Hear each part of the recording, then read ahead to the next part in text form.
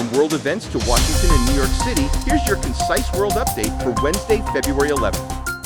Netanyahu heads to Washington, as Trump administration have discussed whether to seize additional tankers involved in transporting Iranian oil, but have so far held back, citing concerns about near-certain retaliation by Tehran and the potential shock to global oil markets. Russia's military has been severely weakened by its failure to defeat Ukraine, but Moscow is now rebuilding its war machine for a prolonged fight. The report says the Kremlin is compensating for devastating losses by shifting toward mass and attrition over military quality. Close Maduro ally pardoned by Biden, once again a target of U.S. criminal investigation. Federal prosecutors have for months been examining Alex Saab's role in an alleged bribery scheme tied to Venezuelan government food import contracts. The United States plans to deploy about 200 troops to Nigeria to train the country's military in its fight against Islamist militants, weeks after President Donald Trump ordered airstrikes against what he described as Islamic State targets. Congressional Democrats on Tuesday accused the Trump administration of trying to take over plans for celebrating America's 250th anniversary and of using the nonprofit National Park Foundation to raise private money for presidential priorities, including a massive arch President Donald Trump has proposed for Washington. Minnesota Governor Tim Walz said on Tuesday he expects the federal immigration crackdown by Donald Trump's administration in his state could end within days.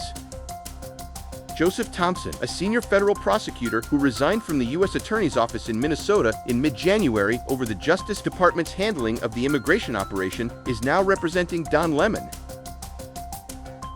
The FBI relied on years-old allegations about the 2020 presidential election were previously investigated and found to be baseless to secure a search warrant, allowing agents to seize ballots from election offices in Fulton County, Georgia.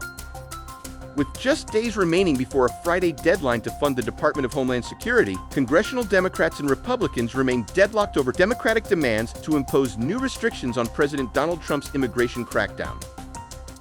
The Republican National Committee began the year with nearly $100 million more on hand than the Democratic National Committee, a shift Democrats fear would disproportionately benefit Republicans. Virginia Democrats moved swiftly Tuesday to approve legislation outlining new congressional maps that could give the party a 10-to-1 edge in the state's House delegation in this fall's elections. NYPD Commissioner Jessica Tisch on Tuesday pledged the most sweeping overhaul of police training in decades, as the department looks to build on a year of historic declines in violent crime across New York City.